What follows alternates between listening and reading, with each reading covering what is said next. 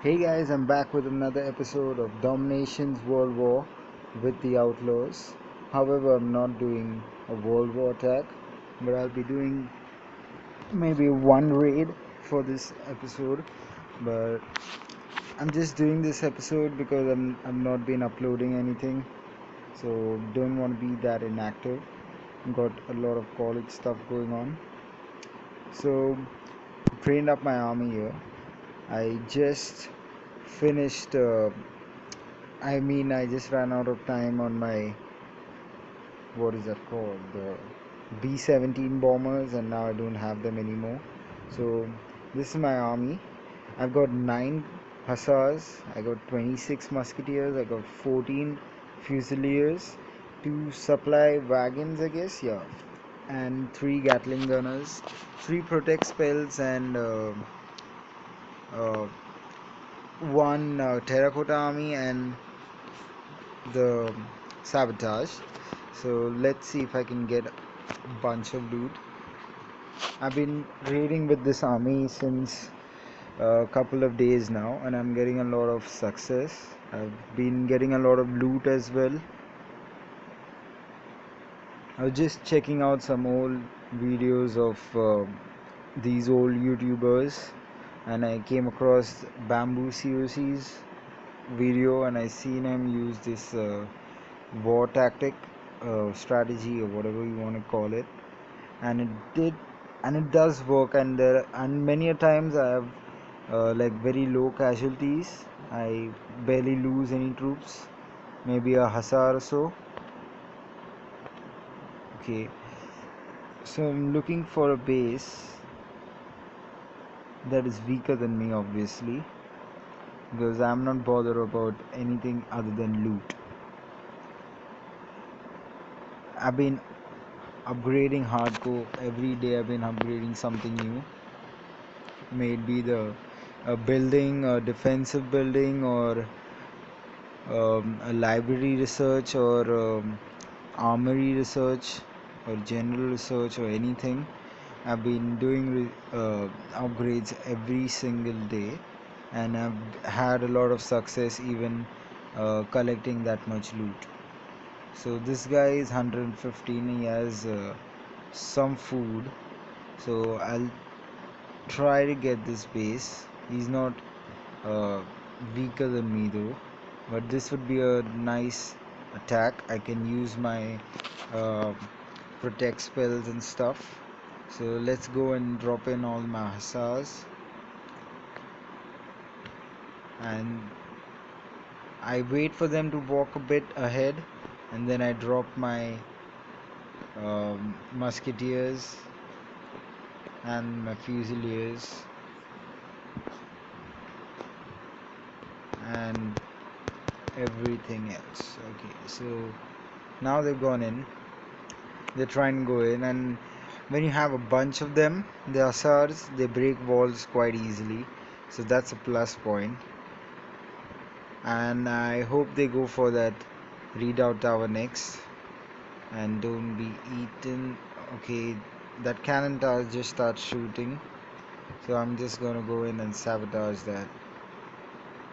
Don't want to lose a lot of troops. This is 115 um, base, and I'm really losing troops helter skelter everywhere, and this is not a good attack at all.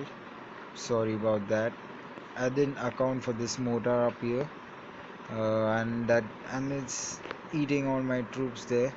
And let's see what I can do. I think this is my fail attack, but I'm gonna make sure that I get the loot, or maybe not. Okay, let's try that again. I am sure to get another victory. That was sad. Well, I can show you my attack log, and I've been getting a lot of loot with this army composition. Like, I've never used so many heavies in an attack. Okay, let's retrain that and retrain that, and I'll show you my attack log.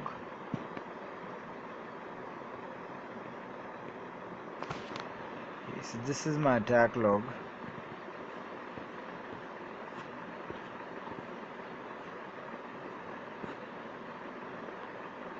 It doesn't show my recent attack that I've just recorded.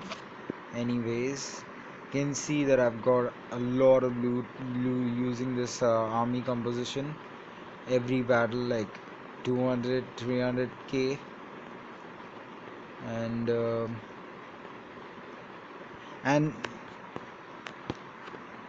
there's an event going on right now about it's about the farms and stuff, farms and caravans. It's a spring forward event, and the farms and caravans produce food and gold 2 times faster, and upgrades cost 50 to 75% off for a limited period of time. So don't forget to upgrade all these stuffs during this event because they are really dirt cheap. Like for example, to go from level 10 to level 11, it just takes around 100k now. But unfortunately I don't have workers or citizens free because I'm upgrading my garrison, my mercenary camp, and a redoubt tower. I just completed a redoubt tower, so that's maxed out for the enlightenment age. And I maxed out all my mortars. I maxed out what else? Let's see. Couple of I maxed out couple of the cannon towers and the castle to the fort. Few more buildings left. Um, this is my plan. I'm going to get this redoubt tower done and this garrison done, and then I'm going to go for this redoubt tower, this garrison, and probably another garrison, and that way I will finish all the garrisons, and then I'll just have um, a stable to upgrade. I don't know how here it is, the stable, and then that leaves me with just the oh yeah, I also need to upgrade my command post to get the hussars for my defense, and yeah, then I have even my generals to be upgraded and the supply train. So my plan is that once I get the supply train, I'm going to start really considering myself moving ahead to the industrial age. Um, but yeah, before that I would like to get all my walls leveled up to level 8, and maybe partially get that level 9 walls as well, because level 9 walls will take a lot of time.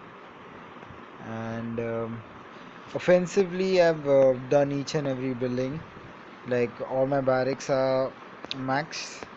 My library upgrade that gives me 10 extra tube spaces is also maxed, and the mercenary camp is going to be done in a day. Then let's see, the war academy is also done, and the factory is also upgraded. So I'm looking good offensively. I can take bases up to maxed out enlightenment age bases, because I also have the 10% extra damage on my barrack troops, I guess. 10% or it's 15%, I'm not sure. I'm just gonna go in and check that out. Okay, here it is, standing army. 10% barrack troop attack and healing as well, so I can comfortably take 120 or a maxed out enlightenment age base. I shouldn't be that complaining about it that that the guy was of a higher level or so. But that, yeah, that applies only for war, because this hussar and infantry combination is only for loot. Anything else I would like to say? Well, I'm off war for a while, and the alliance is doing good.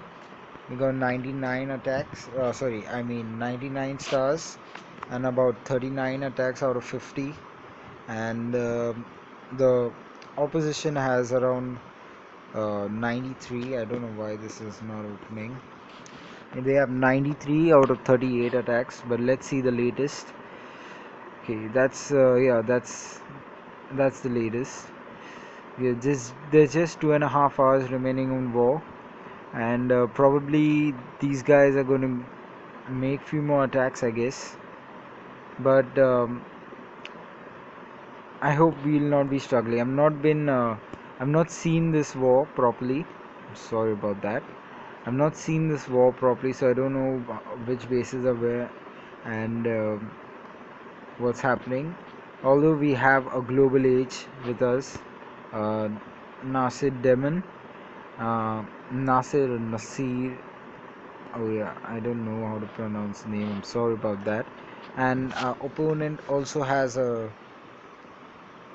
global age. Who's a French nation, and this guy's base is a bit difficult. I guess that's the reason why our alliance members have decided not to touch him. He's maxed out mostly on industrial age, and that's a good base design as well, I guess. Yeah, he has the Forbidden City as well and maxed out motors and stuff like that. Yeah, mostly everything is maxed out, and he has pretty tough walls. Like these walls over here are 2 levels higher than these walls. So yeah, this guy has been very serious with this game, I guess. And he has a Kremlin, which also increases the hit points of the walls. He has 2 bunkers. That's too much for an attacker to see. And to get the quick victory star, I guess I will send everyone from the top, get the town center, and then drop a few more troops over here, and or maybe use a zeppelin on the town center by sabotaging this area and this area. So yeah, the quick victory is not a problem, but yeah, that would be you'd be using 2 sabotages. Anyways, I'm not an expert at global age. I'm in the enlightenment age, and I can really give tips for enlightenment age and below that, but not for global age, of course. By the way, this little outlaws banner has been made by Lori, so all credit goes to her. And I guess that's it for this episode. I'll probably be back for war after a week, and mostly I will be having an improved mic so that you guys can get a better sound quality. And I've been also working on getting a software on my computer, but my computer is not that upgraded and all, so I normally don't sit on my computer. I'm always on my phone. So yeah guys, that's it for this episode. Keep dominating, do not cheat, and have a nice day.